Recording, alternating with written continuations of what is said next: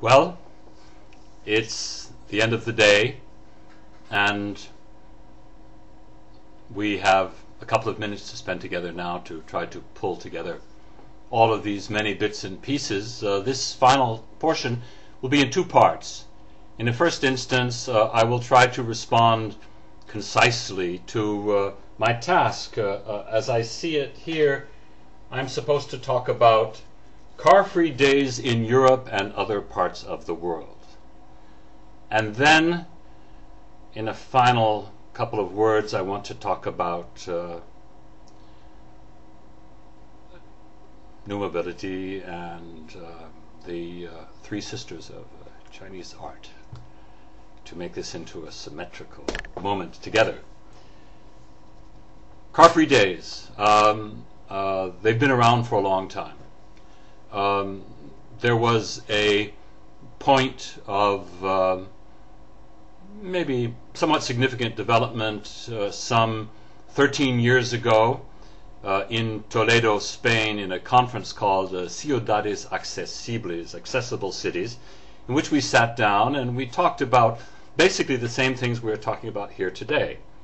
And we had people with problems, and we had people with ideas, we had academics and mayors, people from various parts of Spain, in a program which we had a small role in creating. And unfortunately it does not still exist today, which is a bit of a problem because we need continuity to get these ideas across.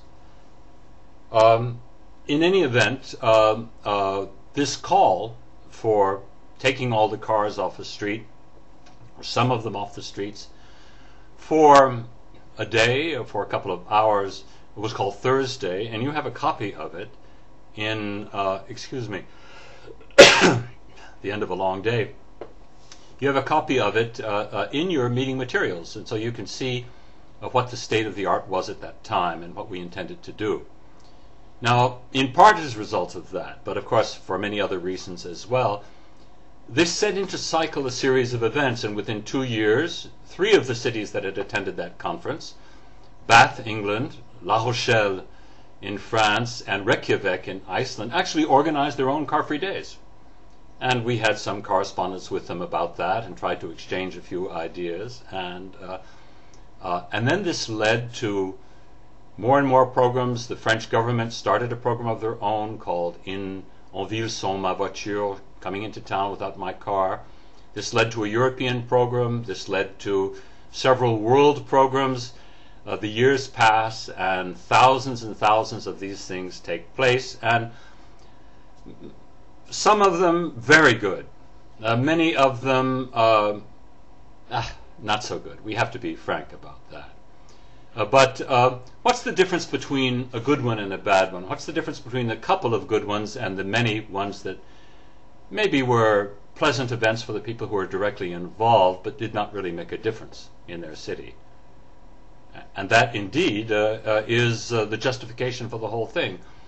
You judge the success of one of these days, sometimes a week, in which you invite people within the city to step back, to have a look at their city with fresh eyes and say, how can we do this differently? We feel that we don't have control of the car portion of this. We have to do this somehow differently.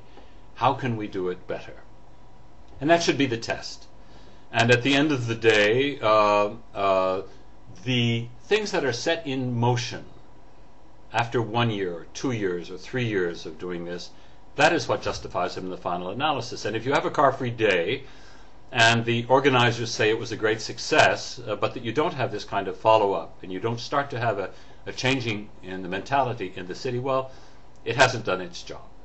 So if you're going to organize car-free days, I hope you will do it in the context that we call the New Mobility Agenda. You have to be very ambitious in terms of the broad range of things you're going to have a look at, and some of the other speakers here will speak about this in more detail. Let me close out this presentation from Paris. I wish I were with you, but actually I'm glad I'm not with you, because coming there would have generated well more than a ton of CO2, and were I to be there for just 45 minutes of speaking with you. That would be foolish, wouldn't it?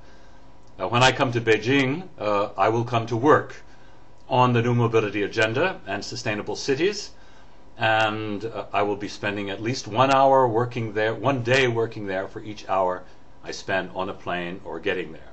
Otherwise, it doesn't make any sense. Now, we're coming to a turning point. You're all aware of that. We've spoken about all of this in more general terms over the years. Small numbers of people saying it's very important, and the vast majority of us simply thinking about other things. But we're now beginning to come to a time in which we really do have to concentrate. And this is as much the case in China as it is in France, as it is in the United States, as it is in Brazil. So what can I propose to you? There are a couple of hundred cities around the world that are doing some very interesting things. More than half of these cities are in Europe, but they're not all in Europe. There are, as I say, a couple of hundred different things that fit together into this new mobility agenda. Different ways of using buses, different ways of using bicycles. How do you come to grips with the problem of all of those motorized two-wheelers? This was something that came out of the blue, and none of the transportation faculties or expertise is equipped to deal with this. We're just starting to come to grips with this. Somebody has to lead the way.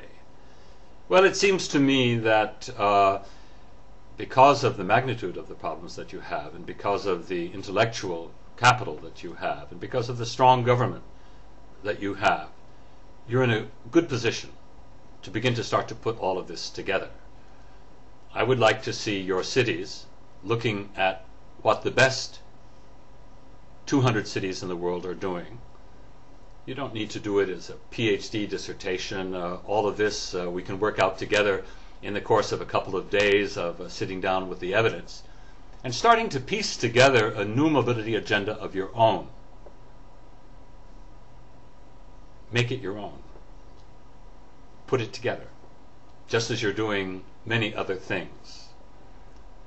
Some 20 years ago, when Chinese and Korean and Japanese singers and musicians appeared on the international classical music scene, many of us Europeans said, yes, technically they're very good, but they don't seem to really understand what the whole thing is about. 20 years have passed, and some of the greatest musicians in the world are now coming out of your country and some of the other Asian countries, and everybody knows it. And all of those old prejudices, they're gone. Maybe we can do the same thing with something that resembles the lessons of the three sisters of Chinese art when it comes to managing transportation, mobility, and our cities. I would like to think that. I would like to, in a couple of years, become aware of the fact that you're emerging as a world leader in this field. Wouldn't that be a wonderful thing? Thank you so much for your attention, and I wish you the best of luck in the remainder of the meeting.